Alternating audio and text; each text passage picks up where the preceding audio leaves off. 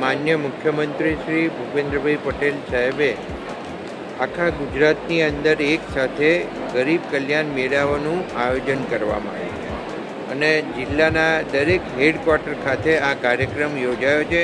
એના સિવાય તાલુકામાં પણ આ કાર્યક્રમ યોજાય છે અને આ કાર્યક્રમ થકી સરકાર પ્રજાના ઘરે અને ગરીબોનું કલ્યાણ કરવા માટે જે વિવિધ સરકારની જે યોજનાઓ છે એ યોજનાઓના લાભ એમને સ્વયં મળે અને એ પોતે જ લાભ લઈ અને અહીંયાથી જાય એના માટેની તમામ પ્રકારની વ્યવસ્થા સરકારશ્રી દ્વારા ગોઠવવામાં આવી છે.